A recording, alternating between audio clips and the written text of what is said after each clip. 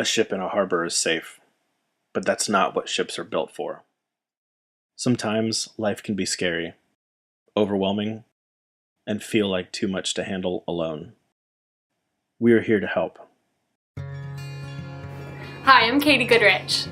I'm Tim Burkholder. And I'm Alina Marshall. We are Open Seas Counseling Center.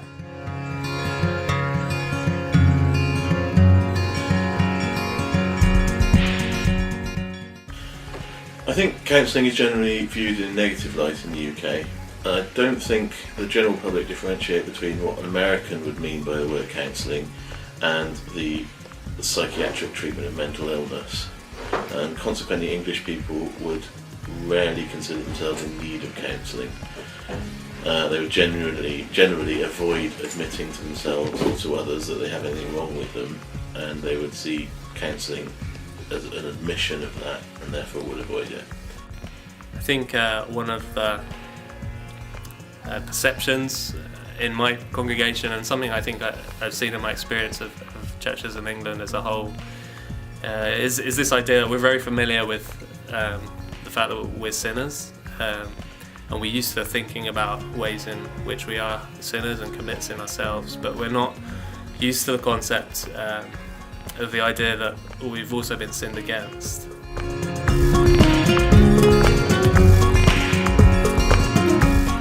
Yeah, I think there is this perception that, as well, that counselling, going to a counsellor means you're weak, or you're in crisis, you've somehow failed, I guess, and you need help. You haven't succeeded in this kind of suck it up and do it yourself strategy.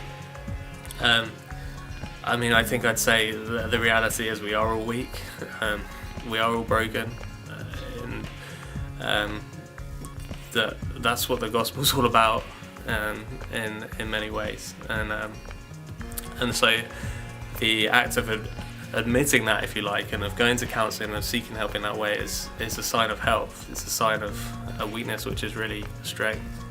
And I don't think there's anything wrong with that at all. In fact, I think that's a really good thing to do.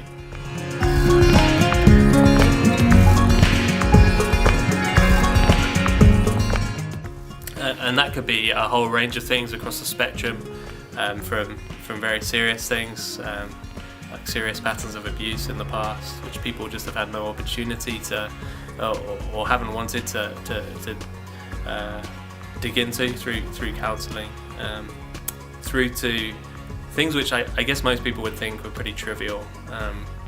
So I think of an example in my life of an incident in high school where someone in my class, another guy in my class, told me that I was boring and that I had no personality.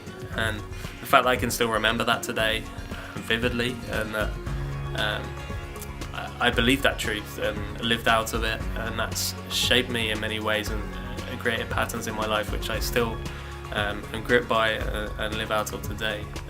You can see then the significance of what most people would, I think in my congregation, would see as something trivial, but it actually has a serious impact. But counselling does give us that opportunity to recognise how we've been sinned against, but then also gives you someone to work through that with and alongside, so that you're not on your own as you dig through what can be obviously quite traumatic and serious things in your past. At Open Seas Counseling Center, we are committed to helping you navigate the storms of life, to offer hope in the midst of turbulent seas, and to restore life to hurting people. We hope to see you out on the open seas.